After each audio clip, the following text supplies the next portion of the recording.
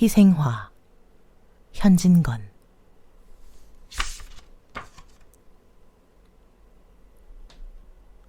어머님은 우리 남매를 데리고 사직골 막바지에 쓸쓸한 가정을 이루었다.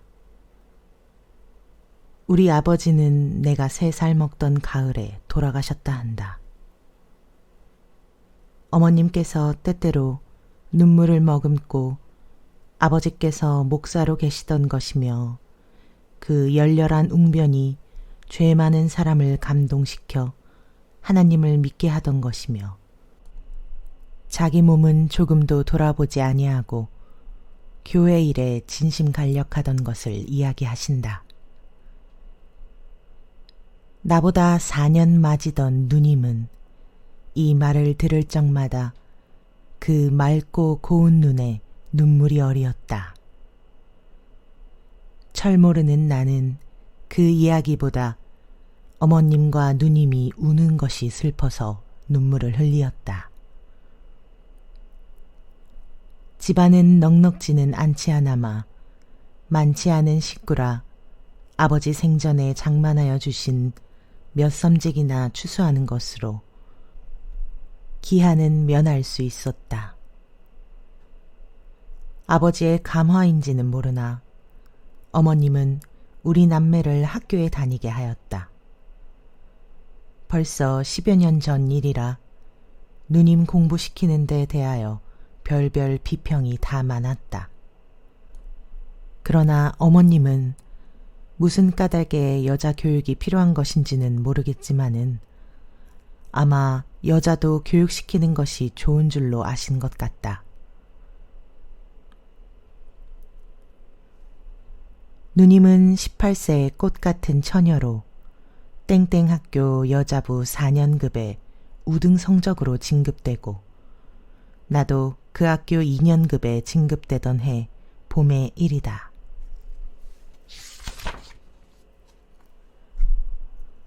나의 손을 붉게 하고 내 얼굴을 푸르게 하던 추위는 없어진 지 오래이다. 햇빛은 따뜻하고 바람 끝은 부드럽다. 잔디밭에는 새싹이 돋아나고 개나리와 진달래는 벌써 사냐를 붉고 누르게 수놓았다. 어느덧 버드나무 얽힌 곳에 꾀꼬리는 벗을 찾고 아지랭이 희미한 하늘에 종달새는 높이 떴다. 우리 집 뜰 앞에 심어둔 두어나무 월계화도 춘군의 고운 빛을 나도 받았노라 하는 듯이 난만이 피었었다. 하룻날 떠오르는 선명한 햇빛이 어렴풋이 조우는 듯한 아침 안개에 위양한 금색을 흩을 적에 누님은 가늘게 숨쉬는 춘풍에 머리카락을 날리며 어리인 듯이 월계화를 바라보고 섰다. 쏘아오는 햇발이 그의 눈을 비치고 고개를 갸웃하며 한 손을 이마에 얹고 눈을 스르르 감더니 아직도 어슴푸레하게 조우는 월계화 그늘에 몸을 숨김에 이슬 젖은 꽃송이가 누님의 뺨을 스친다. 손으로 가벼이 이 화판을 만지며 고개를 숙여 꽃을 들여다본다. 나도 한참 누님과 월계화를 바라보다가 학교에 갈 시간이나 아니 되었나 하고 방에 걸린 시계를 보니 아니나 다를까 벌써 시간이 다 되어간다. 급히 건넌방에 들어가 책보를 싸가지고 나오며 누님, 어서 학교에 가요. 벌써 시간이 다 되었어요. 벌써? 하고 누님은 내 말에 놀라 돌아서더니 허둥허둥 건넌방에 들어가 책보를 싸더니 또 망연히 앉아있다. 어서 가요! 나는 조급히 부르짖었다. 누님은 또 한 번 놀라 몸을 일으켰다. 요사이 누님이 하는 일이 매우 이상하였다.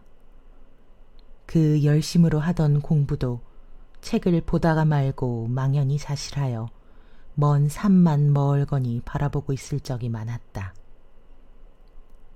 누님이 잠은 어머님을 매시고 큰 방에서 자되 공부는 나를 데리고 건넌방에서 하였으므로 누님이 정신 잃고 앉은 것을 여러 번 보았다. 그날 밤 새로 한시나 되어 잠을 깨니 갑자기 뒤가 보고 싶었다. 나는 급히 일어나 뒷간에 갔었다. 뒤를 보고 나오니 이미 이지러진 어스름 반달이 중천에 걸려 있다. 나는 달을 치어다보며 한 걸음 두 걸음 마당 가운데로 나왔다. 뜰 앞 월계화는 희미한 달빛에 어슴푸레하게 비치는데 꽃 사이로 하야스럼한 무엇이 보인다. 자세히 보니 누님이 꽃에다 머리를 파묻고 서 있다. 그의 흰 옥양목 겹저고리가 내 눈에 띄임이라. 왜 누님이 저기 저러고 서 있나. 온 세상이 따뜻한 봄의 환희에 쌓이어 고요히 잠든 이 밤중에 무슨 까닭으로 나와 섰나. 나는 어린 가슴을 두근거리며 누님, 거기서 무엇해요? 내 소리에 깜짝 놀랐는지 몸을 흠칫하더니 아무 대답이 없다. 가만 가까이 가서 어깨를 가볍게 흔들었다. 숨을 급히 쉬는지 등이 들먹들먹한다. 나오는 울음을 물어 멈추는지 가늘고 떨리는 오열성이 들린다. 나는 바짝 대들어 누님의 얼굴을 보았다.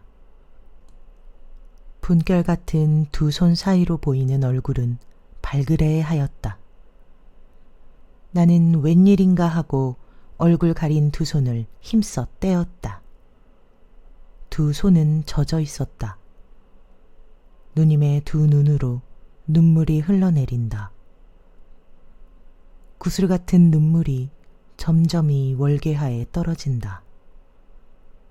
월계화는 그 눈물을 머금어 엷은 명주로 가린 듯한 달빛에 어렴풋이 우는 것 같다.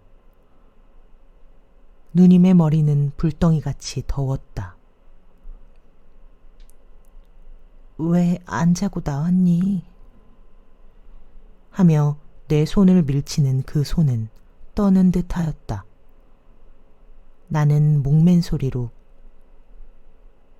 누님, 왜 우셔요? 네? 하고 내 눈에도 눈물이 핑 돌았다. 이슬에 젖은 꽃향기는 사랑의 노래와 같이 살근살근 가슴을 여이고 따뜻한 미풍은 연애에 타는 피처럼 부드럽게 뺨을 스쳐 지나간다. 이런 밤에 부드러운 창자에 느낌이 없으랴. 꽃다운 마음에 수심이 없으랴. 철 모르는 나는 누님, 어서 들어가셔요. 하고 누님의 손목을 이끌었다. 맥이 종작없이 뛰는 것을 감각하였다. 누님은 눈물을 씻으며 먼저 들어가거라. 나도 곧 들어갈 것이니 하였다. 대관절 웬일이야요? 어디가 편찮으셔요? 아니, 공연히 마음이 뒤숭숭하구나. 하더니 한 손으로 월계와 가지를 부여잡고 이마를 팔에다 대며 흑흑 느끼어 운다. 어스름 달빛은 쓰린 이별에 우는 눈의 시선같이 몽롱하게 월계와 나무 위에 흘러있다. 이틀 후 공일날 누님과 나는 창경원 구경을 갔었다. 창경원 벚꽃이 한창이란 기사가 수일 전부터 신문에 게재되고 일기도 화창하므로 구경꾼이 구름같이 모여들어 넓으나 넓은 어원이 희도록 덮여 있다. 과연 벚꽃은 필 대로 피어 동물원에서 식물원 가는 길 양편에는 만단 홍금을 펼친 듯하다.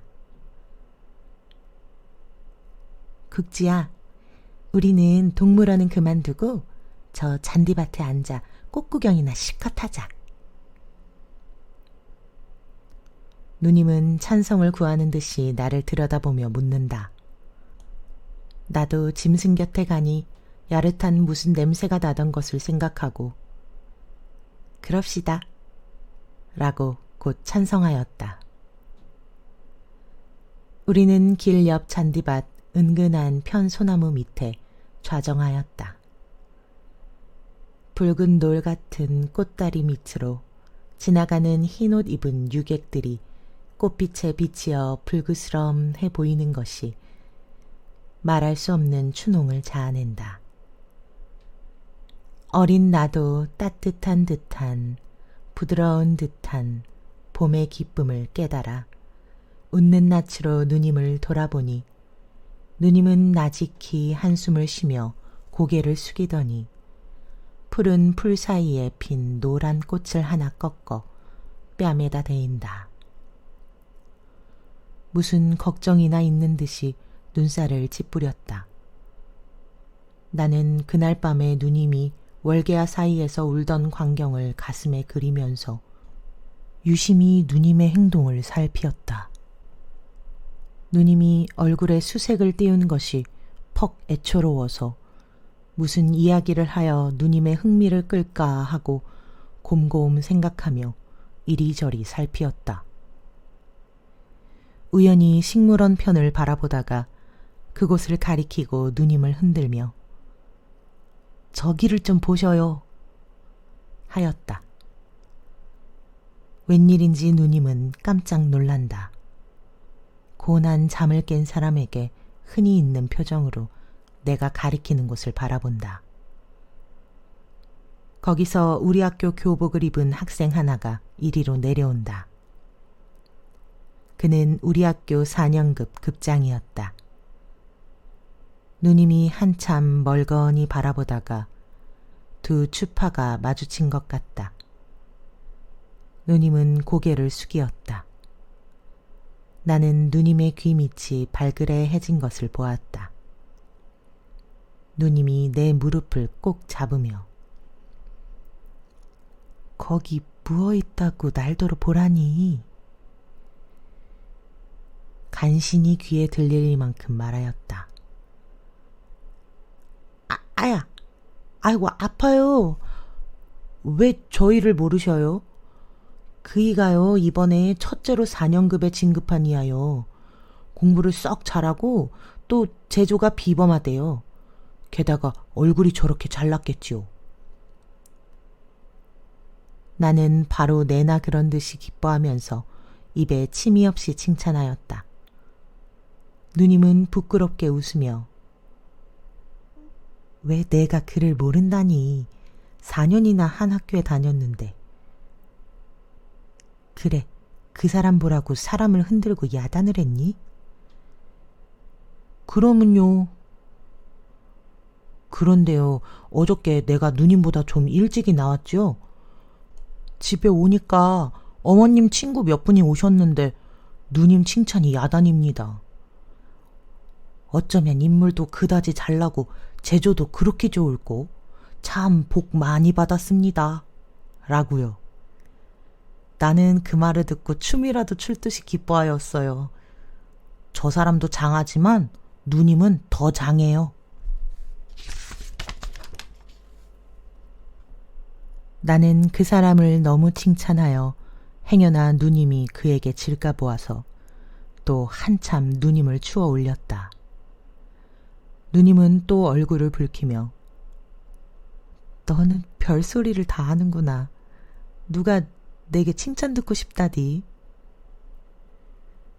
우리가 이런 수작을 하는 틈에 그가 벌써 우리 앞을 지나가며 슬쩍 누님을 엿보았다. 두 시선은 또 한 번 마주쳤다. 누님의 얼굴은 갑자기 다홍빛을 띠었다. 그가 중인 총중에 섞여 점점 멀어가는 양을 누님이 물끄러미 바라본다. 그는 나가버렸다. 누님의 눈이 이리도 도는 바람에 그 사람의 뒷골을 보는 누님을 도적해보던 내 눈이 잡히었다. 너는 남의 얼굴을 왜 빤히 들여다보니? 하고 누님의 얼굴은 또다시 붉어졌다. 보기는 누가 봐요. 하고 나는 빙그레 웃었다. 그 이튿날 아침에 누님은 좀처럼 바르지 않던 분을 약간 바르며 더럽지도 않은 옷을 벗고 새 옷을 갈아입었다. 내가 오늘은 웬일이냐? 하고 어머님이 의아해 하신다. 누님이 머뭇머뭇하더니 어린애 모양으로 어머님 가슴에 안기며 제가 오늘은 퍽 잘나 보이지요? 하고 웃는다. 그 웃음과 함께 누님의 얼굴에 홍조가 퍼진다. 과연 오늘은 누님이 더 어여뻐 보이었다. 두 손으로 기운 없이 뒤로 큰 방문을 짚고 비스듬히 문에다 몸을 반만 실려 웃는 양이 말할 수 없이 어여뻤다. 어린 우유에 분홍물을 들인 듯한 두 뺨은 부풀어 오른 듯하고 장미꽃빛 같은 입술이 방실 벌어지며 보일 듯 말 듯이 흰 이빨이 반짝거린다. 춘산을 그린 듯한 눈썹은 살짝 위로 치어오른 듯하며 그 밑에서 추수가 맑은 눈이 웃음에 가는 물결을 친다. 어머님이 누님을 보고 웃으시며 언제는 못났디. 그런데 오늘은요? 누님이 되질러 묻는다. 어냐, 오늘은 더 이뻐 보인다. 어머님 정말이야요? 하고 누님은 또 방긋 웃는다. 수색에 쌓인 희색이 드러난다. 오늘은 정말 더 이뻐 보인다. 너의 부친이 보셨던들 자키 기뻐하시겠니? 하시며 어머님의 눈에는 눈물이 스르르 어리었다. 곱게 빛나던 누님의 얼굴에도 구름이 끼인 것 같다. 그러나 얼마 아니 되어 그 구름이 쓰러지고 또다시 기쁨과 희망의 빛이 번쩍거린다. 우시던 어머님을 민망히 바라보던 누님이 지은 듯한 슬픈 어조로 어머님, 마음 상하지 마셔요. 하였다. 예, 시간이 다 되었겠다. 내 걱정을 락 말고 어서 학교에나 가거라. 하고 어머님은 눈물을 삼키셨다. 우리는 책보를 끼고 나섰다. 학교 문턱에 들어서니 종소리가 들린다. 우리는 다른 박질하여 들어갔다. 전 학도가 다 모였다. 모두 행렬과 번호를 마치자 기착, 경례, 출석원, 도합, 명 이라 하는 카랑카랑한 소리가 들리었다. 그는 4년급 급장의 소리다. 이 소리가 끝나자 여자부 편에서도 이와 같은 호령과 보고를 하는 소리가 들리었다. 그는 옥을 바수는 듯한 날카로운 소리였다. 그는 우리 누님의 소리다. 오늘은 웬 셈인지 이 두 소리가 나의 어린 가슴을 뛰게 하였다. 그 다음 토요일 하악한 후에 교우회가 모인다고 4년급 학도들이 학교 문을 걸고 파수를 보며 철없는 1, 2년급들이 나가는 것을 막아섰다. 우리가 늘 모이는 강당에 들어가니 벌써 이 편에는 남학생, 저편에는 여학생이 빽빽히 앉아 있었다. 나도 거기 앉았노라니 무엇이니 하고 한참 야단들이더니 얼마 아니 되어 4년급생이 흰 종이 조각을 돌리며 지육부 간사 투표권이오. 한 장에 한 명씩 쓰시오. 하며 외친다. 내 곁에 앉은 녀석이 똑똑한 채로 유기명 투표야요? 무기명 투표야요? 묻는다. 물론 무기명 투표지요. 아까 외치던 4년급생이 대답한다. 저편에서 무기명 투표란 무엇이요? 하는 녀석이 있다. 그것도 모르면서 회할 적마다 집에만 가려고 하지. 무기명 투표란 것은 선거자의 이름을 쓰지 않는 것이요. 꾸짖는 듯이 그 4년급생이 말하고 기색이 엄숙하다. 나는 무의식적으로 단박 4년급 급장 이름을 썼다.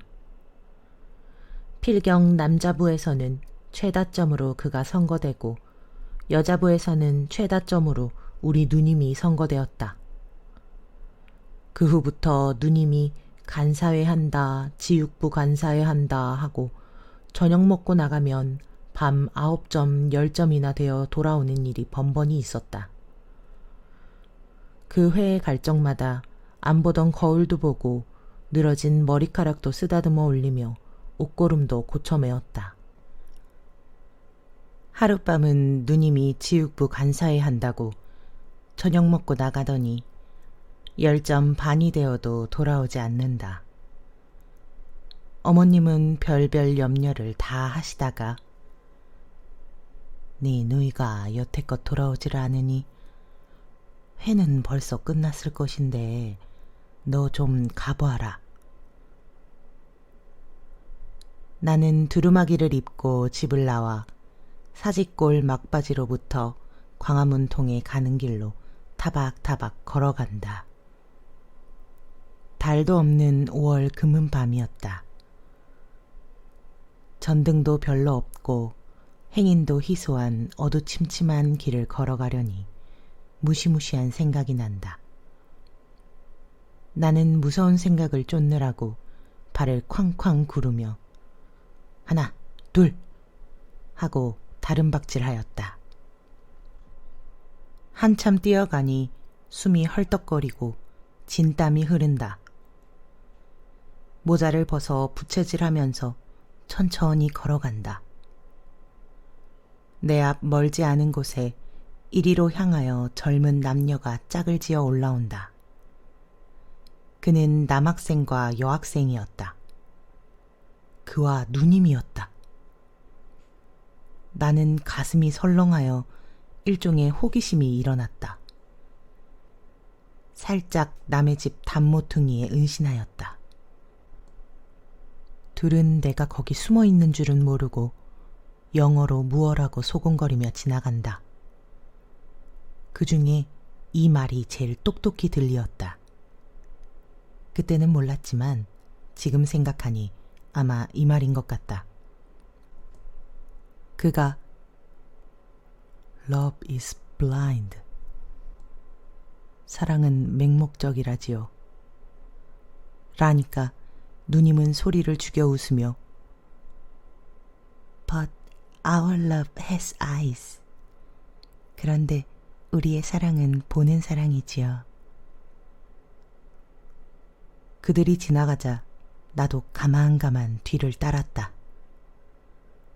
어두운 속이라 누님의 흰 적삼이 퍽 눈에 띄인다. 전등 켠 네 집 대문 앞을 지날 때 나는 그의 바른 손이 누님의 왼손을 꼭 쥔 것을 보았다. 나는 웬일인지 싱긋이 웃었다. 그들이 행여나 나를 돌아볼까 보아서 발자취를 죽이고 남의 담에 몸을 비비대며 꽤 멀리 떨어져 갔었다. 우리 집 가까이 와서 둘이는 걸음을 멈추더니 서로 악수를 하고 또 악수를 하는 것 같았다. 연연히 서로 떠나기를 싫어하는 것 같다. 한참이나 그리하다가 그가 손을 놓고 또 무엇라고 한참 수근거리더니 그가 돌아서 온다. 누님은 우리 집 문 앞에 서서 한참이나 그가 가는 양을 바라보고 서 있다. 그는 또 내 곁으로 지나간다. 그의 걸음걸이는 허둥허둥하였다. 그가 지나간 후 나는 다른 박질하여 집으로 돌아왔다. 대문턱에 들어서니 어머님과 누님의 문답하는 소리가 들린다. 왜 그처럼 늦었니? 나는 별별 근심을 다 했다. 오늘은 상의할 일이 좀 많아서.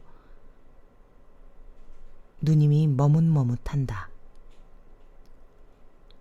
그 애는 어디로 갔나?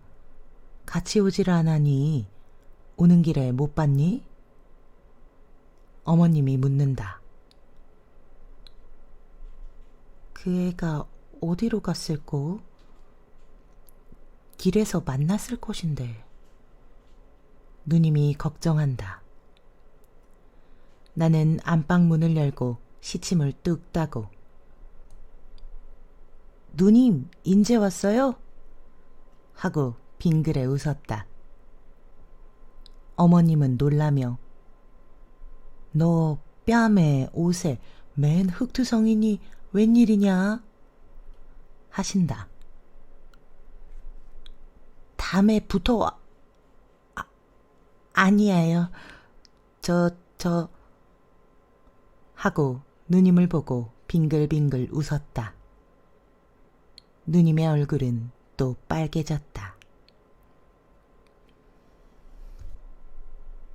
그 후 더운 날 달밤에 누님은 친구하고 어디를 간다 하고 자주자주 나갔었다. 누님은 늘 나를 따돌리고 혼자 나갔으므로 푸른 풀 잦아진 곳과 달빛 고요한 데에서 그와 누님이 만나 꿀같은 사랑의 속살거림을 몇 번이나 하였는지 나는 모른다. 누님의 출입이 자조롭고 기색이 수상하였던지 어머님이 인제 네가 어디 나가거든 꼭 네 동생을 데리고 다녀라 하신 뒤로는 누님이 집에 들면 공연히 짜증을 내며 하염없는 수색이 적막한 화용을 휩쌌었다. 그리고 때때로 머리가 아프다 하며 이불을 쓰고 누웠었다. 하루는 우리가 점심을 마친 후 누님이 날더러 너 나하고 남산공원 산보 가련? 하였다. 그때는 6월 염천이라 더운 기운이 사람을 찌는 듯하였다. 나도 거기 가서 서늘한 공기도 마시고 무성한 초목으로부터 뚝뚝 돋는 취색에 땀난 몸을 씻으리라 생각하고 곧 네 하였다. 우리는 광화문 통해서 전차를 타고 진고개를 거쳐 남산공원을 올라갔다. 저편 언덕 위에 그가 기다리기가 지리하다는 듯이 앉았다가 일어섰다가 하는 것이 보이었다. 누님이 갑자기 돌아서 나를 보며 너 이것 가지고 진곡에 가서 과자 좀 사와. 하며 돈 20전을 주었다. 나는 급히 진고개로 나왔다. 얼른 과자를 사가지고 가본즉 그와 누님은 그림자도 보이지 않는다. 어디로 갔을까? 나는 누님이 무슨 위험한 곳에나 간 것 같이 가슴이 팔딱거리었다. 이리저리 아무리 살펴도 그들은 없다. 나는 이편으로 기웃기웃, 저편으로 기웃기웃하였다. 한참이나 취색이 어린 남산 정상을 치어다보다가 또다시 걸어갔었다. 한동안 걸어가도 보이지 않는다. 아이고, 어디로 또 그만 가버렸어. 이리로는 아마 아니 갔나 보다. 하고 돌아서 오던 길로 돌아온다. 갔던 길로 돌아오려니 퍽 먼 것 같다. 에휴, 그동안에 내가 퍽도 걸었네. 속으로 중얼중얼하였다. 골딱지가 나니까 더 더운 것 같다. 대기는 햇불에 와글와글 끓는 것 같다. 나는 이 대기에 잠기어 몸이 삶아지는지 땀이 줄줄 흘러내리고 숨은 헐떡헐떡 차오른다. 모자를 벗으니 머리에서 김이 무럭무럭 난다. 나는 부글부글 고여오르는 심수를 억지로 참으며 아까 그가 섰던 곳까지 돌아왔다. 어디로 갔을까? 저리로 가보자. 혼잣말로 투덜거리고 아까 갔던 반대 방향으로 걸어갔었다. 한동안 걸어가도 그들은 또 보이지 않는다. 참고 참았던 짜증이 일시에 폭발이 되었다. 잔디밭에 털썩 주저앉아 엉엉 울었다. 풀들을 쥐어 뜯으며 한참 울다가 하도 내가 어린애 같은 것이 부끄럽고 우스웠다. 그렁그렁한 눈물을 씻고 히히 한번 웃은 뒤 이리저리 또 살펴보기 시작하였다.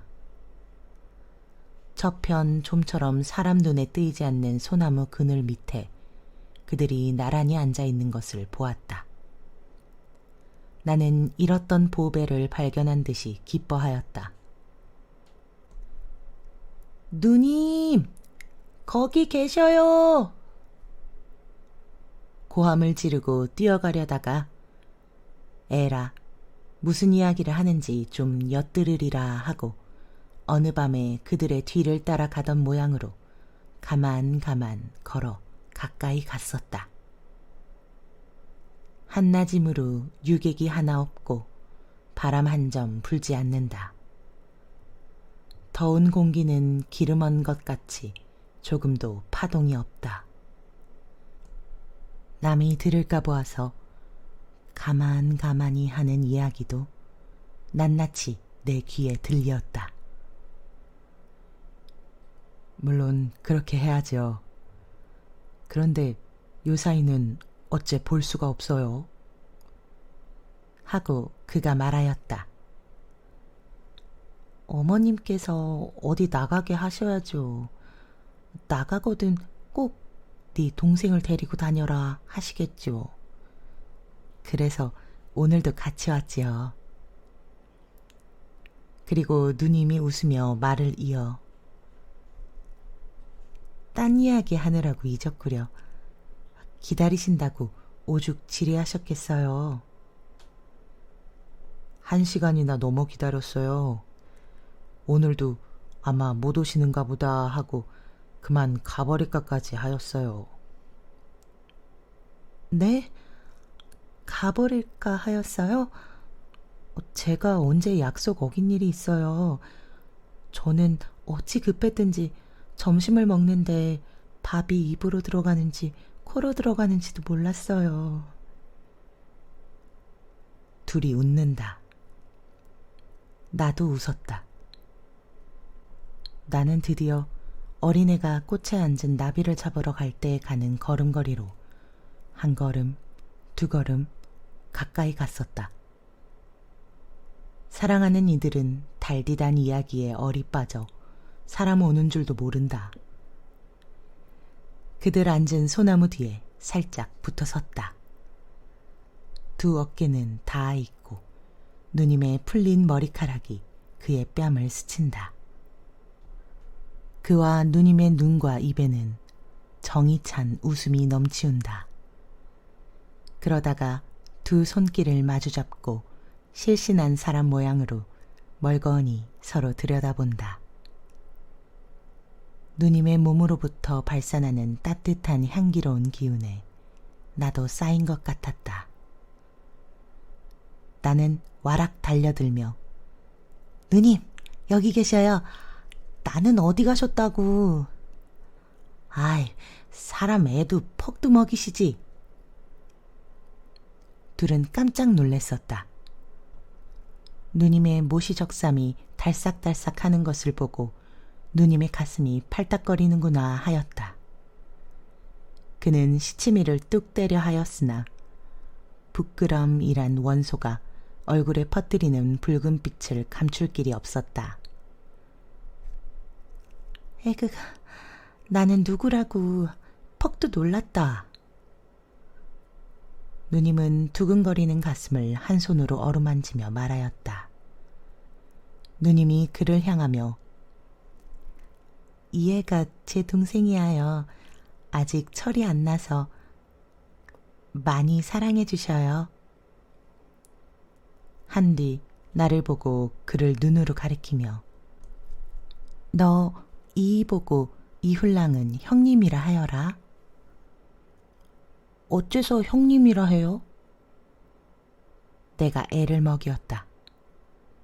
누님의 얼굴은 새빨개지며 나를 흘겨본다. 왜 누님 성나셨소? 그러면 형님이라 하지요. 하고 어리광을 부리며 형님, 누님, 과자 잡수셔요. 하고 쥐었던 과자를 앞에 내놓았다. 누님이 나를 보고 방글에 웃으며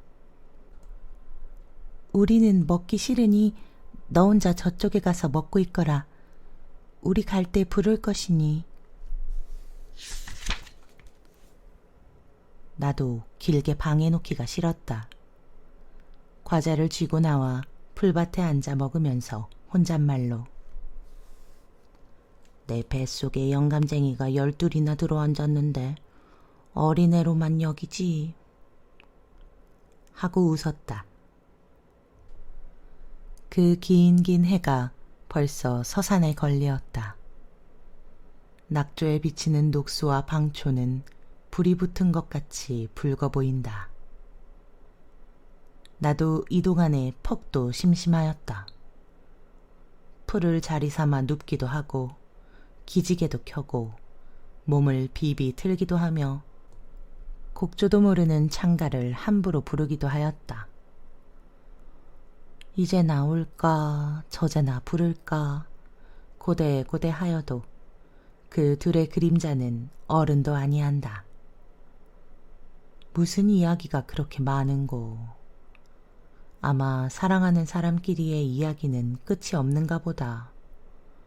벌써 이야기한 것이 수만 마디가 넘건만은 말 몇 마디 못하여 해는 어이 쉬이가나 하는 것이다. 남산 밑 풀과 나무에 빛나던 붉은 빛은 점점 걷히고 모색이 가물가물 쳐들어온다. 햇빛은 쫓겨 남산 정상을 향하여 자꾸 기어 올라가더니 남산 맨 꼭대기에 움츠리고 앉았을 뿐이다. 검푸른 저문 빛이 남산 밑을 에워싸자 정상에 비치는 햇빛조차 쓰러지고 저편 하늘에 붉은 놀이 흰 구름을 붉고 누렇게 물들인다. 나는 참다 못하여 몸을 일으켜 그곳으로 갔다. 어두운 빛에 놀랐는지 그들도 일어섰다. 나는 걸음을 멈추고 나무로 깎아 세워놓은 사람 모양으로 주춤 섰다. 누님의 걱정스러운 떨리는 소리가 나의 귀막을 울림이라. K씨, 우리가 목전의 즐거움만 다행히 여겨 그냥 이리 지내다가는 우리의 꿀 같은 행복이 끝에는 소태 같은 고통으로 변할 것 같아요. 우리 각각 꼭 아까 말한 것과 같아야 합니다. 아무렴요. 꼭 그리해야 될 터인데. 아까도 말했지만 우리 집은 워낙 완고라. 그의 말은 떨리었다. 나의 가슴은 선뜻하였다. 무슨 말을 하였나? 무슨 일을 하려는가? 엿듣지 못한 것이 한이 되었다. 둘은 이리로 걸어온다. 누님의 눈은 약간 발그레하였다.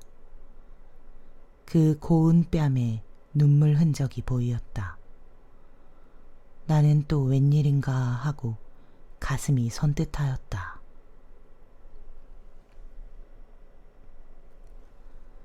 그날 밤에 나의 어린 소견에도 별별 생각을 다하고 씩씩이 잠도 잘 자지 못하였다.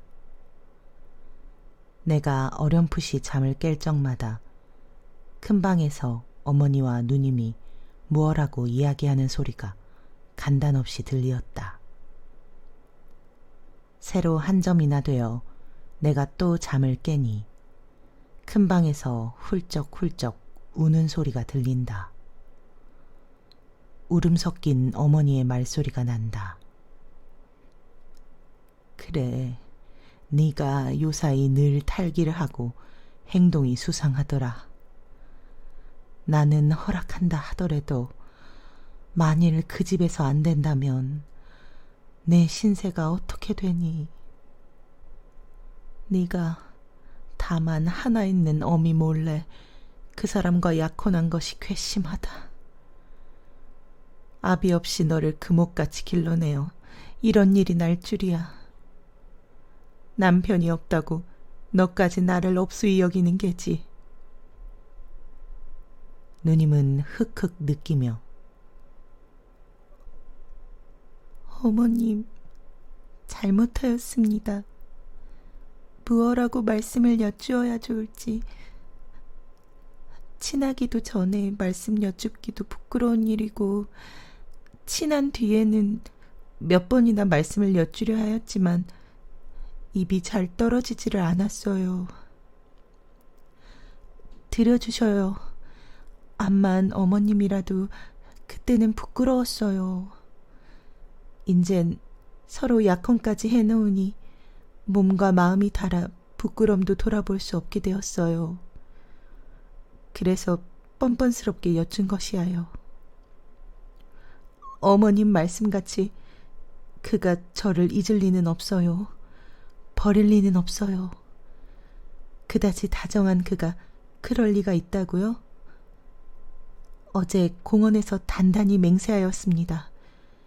각각 부모님께 여쭈어 들으시면 이 위에 더 좋은 일이 없거니와 만일 그렇지 않거든 멀리 달아나겠다고요.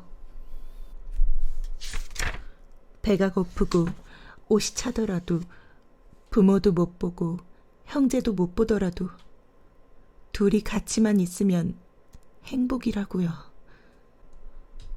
온갖 고난과 갖은 고통을 달게 겪겠다고요.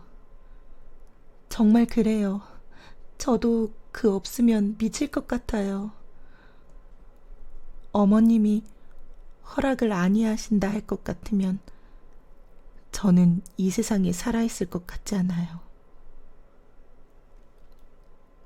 밀려오는 물을 막았던 방축을 무너버릴 때 물밀듯이 누님이 말하였다. 흔히 순결한 처녀가 사랑의 불을 가슴속에 깊이 숨겨두고 행여나 남이 알까 보아서 전전긍긍하며 홀로 간장을 태우다가도 한번 자기 친한이에게 발설하기 시작하면 맹렬히 소회를 베푸는 것이다. 나는 가슴을 울렁거리며 안방에 건너왔다. 누님은 어머님 무릎에 머리를 파묻고 울며 어머님은 누님의 등에다 이마를 대고 운다. 나도 한참 초연히 섰다가 어머님 곁에 앉았다. 어머님을 흔들며 목맨 소리로 어머님, 우지 마셔요. 이 말을 마치자 가슴이 찌르르해지며 흐르는 눈물을 금할 길이 없었다. 어머님은 눈물을 삼키고 누님을 흔들며 예, 그만 그쳐라. 누님은 더 설게 운다. 예, 난 부끄럽다. 그만 두어라. 오냐, 내 원대로 하마. 그도 한번 데리고 오너라. 어머님은 그만 동곳을 빼었다. 여자가 수약이나 위모 칙강이란 말은 어찌 생각하고 한 소리인고. 이틀 후 누님이 그를 데리고 왔다. 그는 곱상스러운 얼굴과 얌전한 거동이 당장 어머님의 사랑을 이끌었다. 참 내 딸의 짝이라 하였다. 애녀의 평생이 유탁하다 하였다. 단꿈이 꾸이리라 하였다. 기쁜 날이 오리라 하였다. 더구나 맑은 눈과 까만 눈썹이 내 딸과 흡사하다 하였다. 누님과 그가 영어로 말하는 양을 보고 뜻도 모르면서 웃으셨다. 재미스러운 딸의 장래 가정을 꿈꾸고 사랑스러운 외손자를 꿈꾸었다. 그 후부터는 남의 이목을 피해가며 몇 번이나 서로 맞추어서 길게 기다려가지고 살짝이 만나던 애인들은 자유로이 우리 집에서 만나 웃고 즐기게 되었다. 어떤 날 저녁에 그가 우리 집에 왔다. 그때 마침 어머님은 어디 가시고 나와 누님과 단둘이 있었다. 나는 와락 내다르며 형님 오셔요? 라고 반갑게 인사하였다. 누님도 반가이 맞으며 요 사이는 왜 오시지 않으셔요? 아니, 내가 언제 왔는데? 하고 그는 지어서 웃는다. 누님은 눈을 스르르 감으며 무엇을 생각하는 듯 하더니 오늘이 7월 초열흘이고 초 7일이 공일이라 0일날 오시고 오늘 처음이시죠? 그래요. 한 사흘밖에 더 되었어요. 사흘? 저는 한 3년이나 된 듯 하였어요. 사흘 만에 한 번씩 만나? 멀어요. 퍽 멀고 말고요. 사흘이 그다지 가까운 것 같습니까? 하고 누님은 무엇을 찾는 듯이 그를 바라본다. 사흘 만에 한 번씩 와도 장하지요. 하고 그는 또 웃는다. 장해요. 사흘 동안에 제가 몇 번이나 문 밖을 내다보는지 아셔요? 저는 온갖 걱정을 다 했지요. 몸이나 편찮으신가, 꾸중이나 매셨는가. 하고 목소리는 전성을 띄어가며 눈에는 눈물이 괴어진다. 저는 우리 일에 대하여 무슨 큰 걱정이나 생겼나 하고 얼마나 애간장을 태웠는지요. 하고 눈물이 그렁그렁 넘쳐 흐른다. 아니야요. 여하간 죄 없이 잘못하였습니다.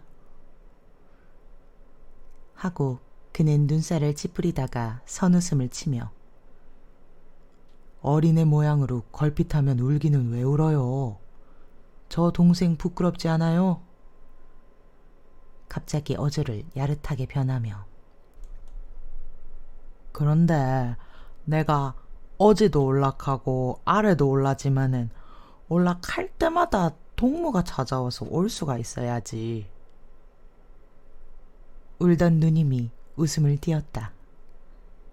나도 웃었다. 그는 대구 사람이다. 그의 부모는 아직도 대구에서 산다. 서울 있는 오촌 당숙집에 그는 유숙하고 있다. 그는 서울 온 지가 벌써 5, 6년이 지났으므로 사투리는 거의 안 쓰게 되었으나 때때로 우리를 웃기려고 야릇한 말을 하였다. 올락하고 갈락하고. 흉내를 내며 나는 방바닥에 똘똘 굴러가며 웃었다. 그는 시치미를 뚝 따고 남 이야기 하는데 웃기는 와우소 가 참 얄궂다 하였다. 누님은 어떻게 웃었는지 얼굴이 붉어지고 배를 움켜쥐고 숨찬 소리로 그만두셔요. 그만 웃기셔요. 한참 동안 우리는 이렇게 웃고 즐기다가 나를 누님이 또 무슨 심부름을 시켰다. 무슨 심부름이던가 생각이 아니 난다. 그가 오기만 하면 누님이 무엇 좀 사오너라, 어디 좀 갔다 오너라 하고 늘 나를 따돌렸다. 에휴, 누님도 왜 나를 늘 따돌려.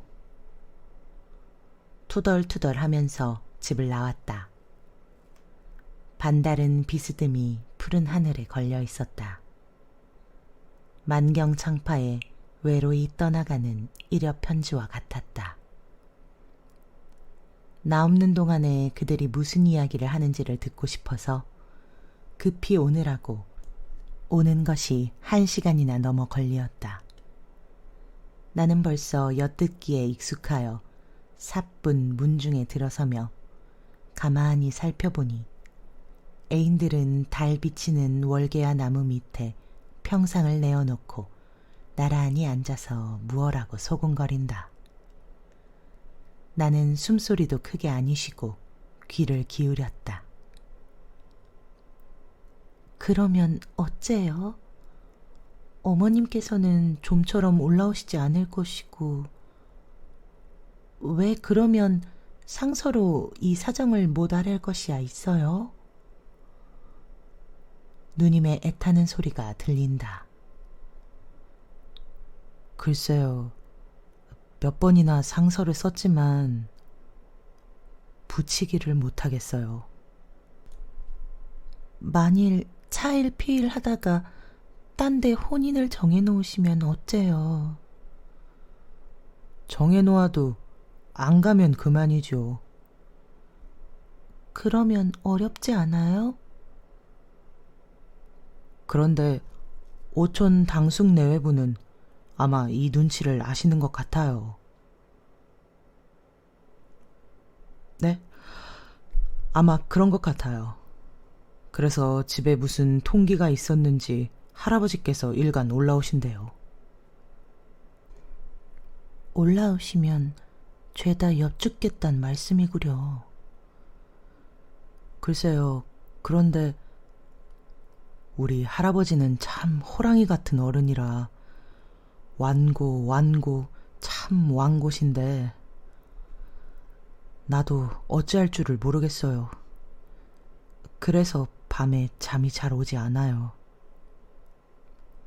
하고 머리를 극적극적하고 눈살을 찡그리더니 또 말을 이어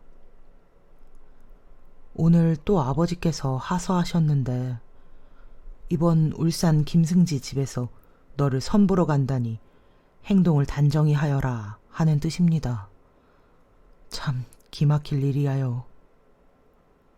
하고 한숨을 내쉰다. 부모님께 하루바삐 이 사정을 여쭙지 않으면 큰일 나겠습니다, 그려. 누님의 안타까운 소리가 들린다.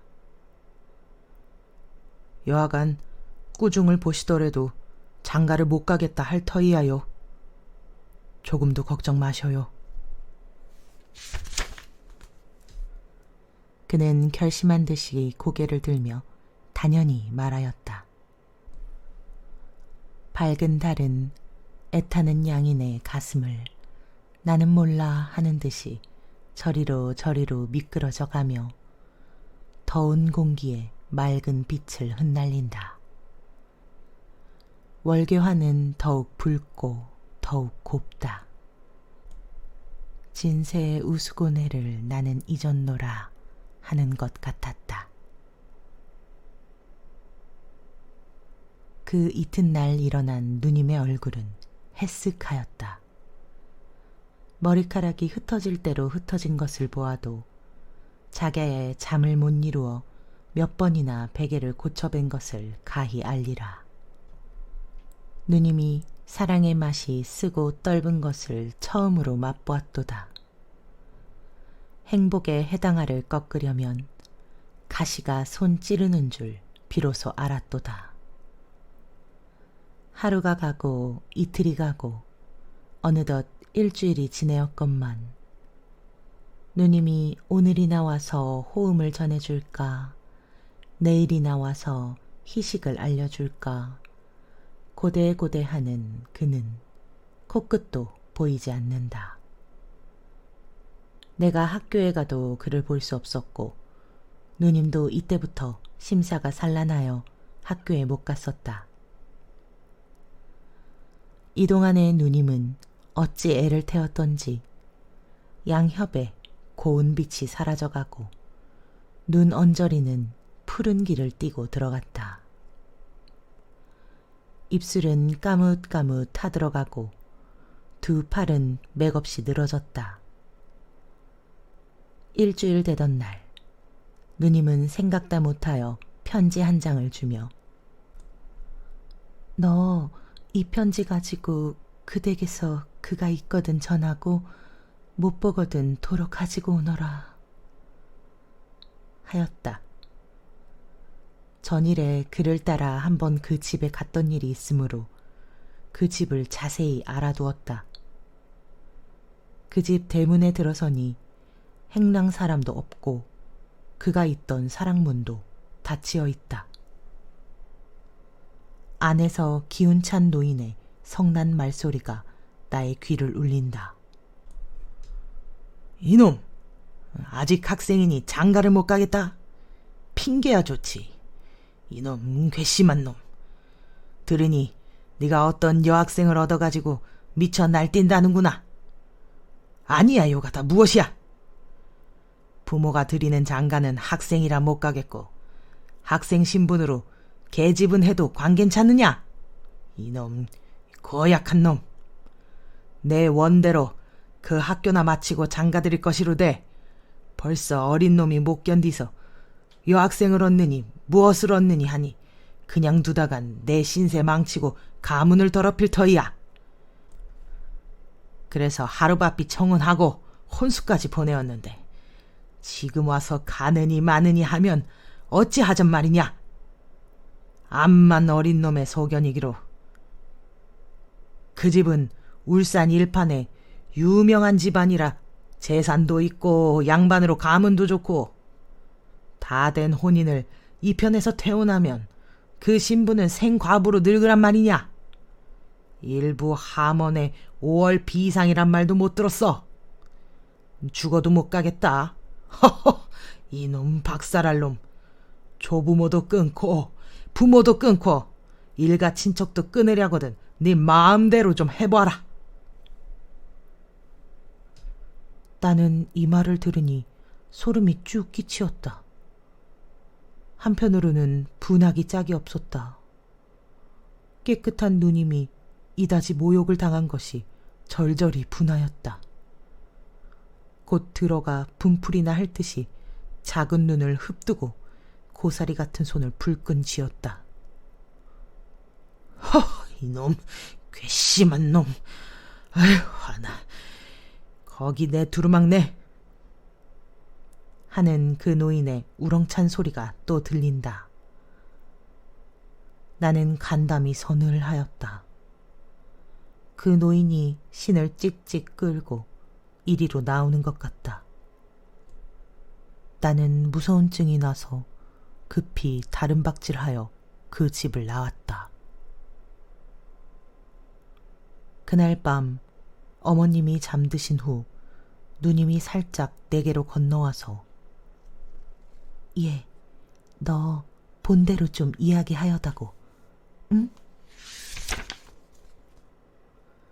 이 말을 하는 누님의 얼굴은 고뇌와 수괴의 빛이 보인다.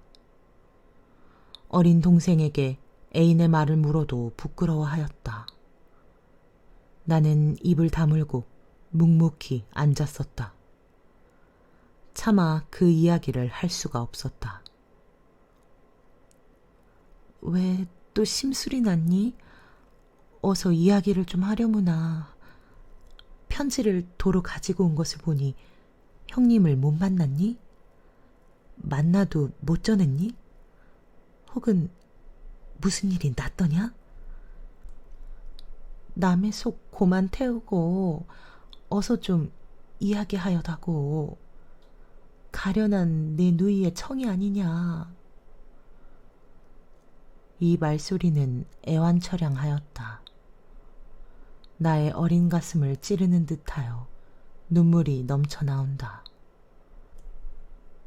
이다지 나에게 정답게 구는 누님의 가슴에 그리던 꿀같은 장래가 물거품으로 돌아가고 만 것이 슬펐음이라.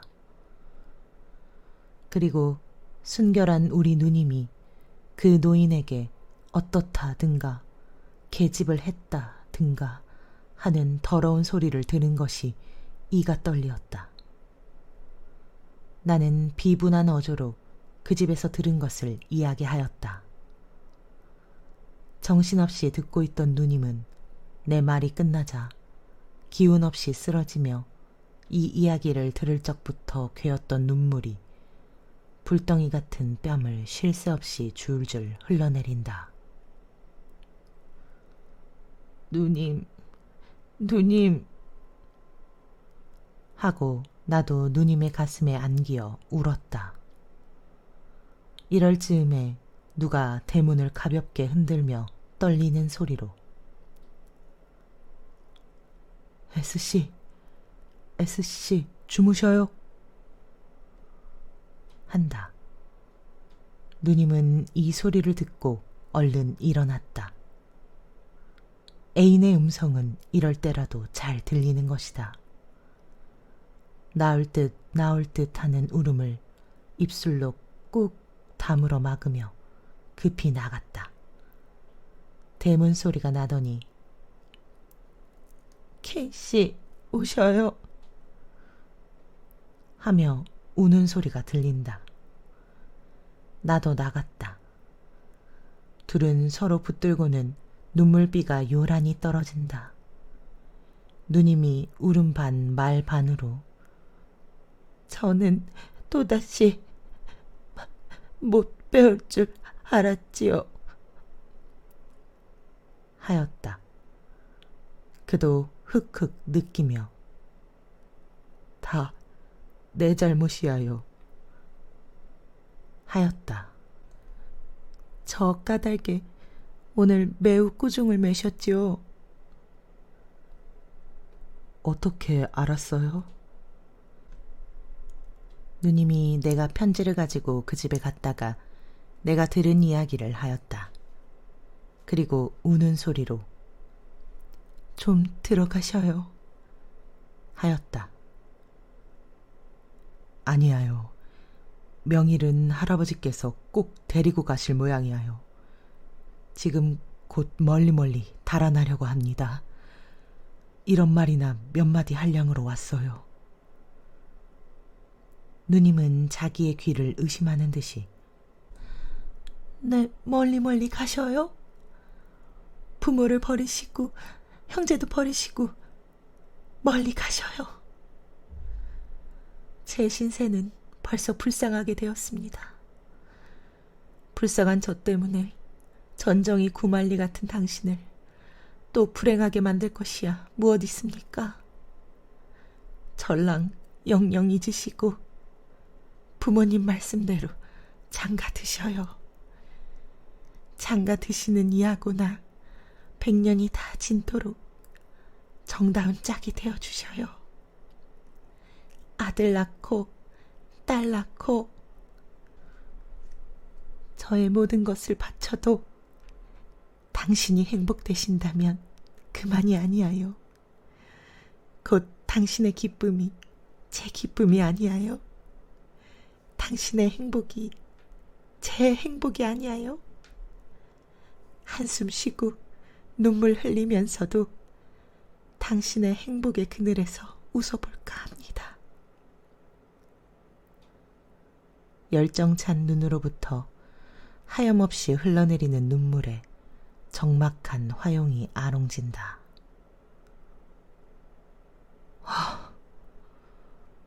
S씨를 내 손으로 불행하게 만들고 나 혼자 행복을, 사랑을 떠나 행복이 있을까요? 나에게 행복을 줄 S씨가 눈물바다에 허우적거릴 때 나 혼자 행복의 정상에서 내려다보며 웃을 수가 있을까요? 없어요. S씨 없고는 나 혼자 행복을 누릴 수가 없어요. 제 불행은 제 손으로 만든 것입니다.